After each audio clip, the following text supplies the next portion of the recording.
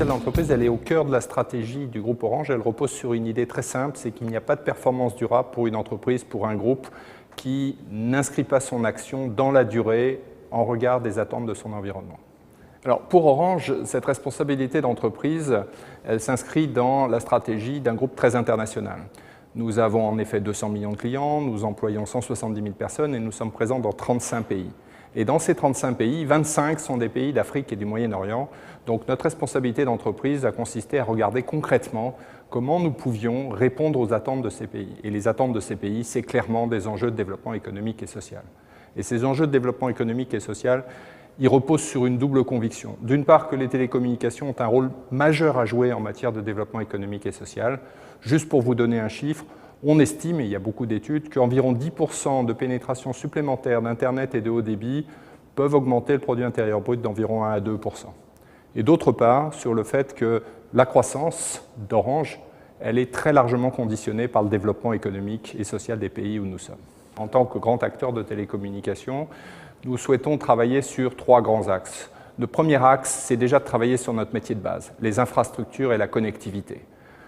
Couvrir le plus grand nombre, améliorer la couverture, favoriser l'accessibilité et augmenter le débit. Et pour ce faire, évidemment, nous investissons beaucoup. Nous sommes un investisseur de plus de 800 millions d'euros par an dans ces pays en matière de notre infrastructure de base. Nous souhaitons aussi développer l'infrastructure, par exemple, en couvrant, grâce à l'énergie solaire, des villages où il n'y a pas d'accès à l'électricité, pas d'accès de route. Et puis enfin, permettre par des technologies nouvelles, type des community phones, des téléphones collectifs, atteindre les villages les plus reculés. Le deuxième axe que nous avons retenu pour favoriser le développement économique et social des pays où nous sommes, c'est les produits et services adaptés. Nous souhaitons en effet, en réponse aux attentes des populations locales, des parties prenantes, développer des services répondant réellement à ces besoins, par exemple en matière d'agriculture, en matière d'éducation ou en matière de santé. Et nous avons tout particulièrement insisté sur ce qui est moyen de paiement, financement, en constatant que ces pays n'ont comme moyen de paiement que des billets de banque, et par le développement d'Orange Money, qui a désormais 4 millions d'utilisateurs dans une dizaine de pays en Afrique, nous sommes extrêmement présents et nous avons ouvert de nouvelles possibilités de création d'économies, rapprochant les gens et permettant par exemple d'assurer des transferts d'argent entre différents membres d'une même famille ou d'une même organisation dans les différentes régions du pays.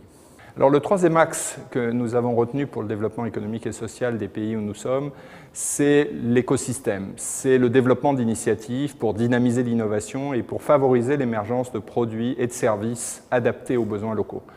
Alors on peut le faire de différentes méthodes, je voudrais juste signaler 2-3 exemples. Nous avons lancé un prix de l'entrepreneuriat social qui a eu un immense succès en 2011 et que nous avons relancé en 2012 et qui a déjà plusieurs centaines de candidats, petites entreprises, créateurs d'entreprises, pour répondre aux besoins locaux.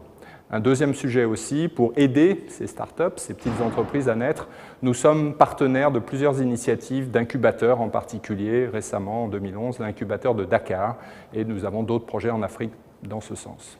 Alors nous avons quelques grands principes d'action pour favoriser le développement économique et social qui sont au cœur de notre politique de responsabilité. D'abord, c'est l'écoute. Il serait bien prétentieux et inefficace de penser que nous pouvons définir les besoins et les attentes de ces populations de Paris ou même d'une capitale africaine. Le deuxième grand principe, c'est l'expérimentation pour essayer, s'adapter, en tirer les leçons. Et le troisième, c'est le partenariat pour bénéficier de l'expérience, des propositions et des innovations de tous les acteurs de la société civile. Et c'est pour ça d'ailleurs que nous sommes très heureux d'être partenaires des Ateliers de la Terre et de Convergence 2015 où nous espérons écouter et nouer de nombreux partenariats.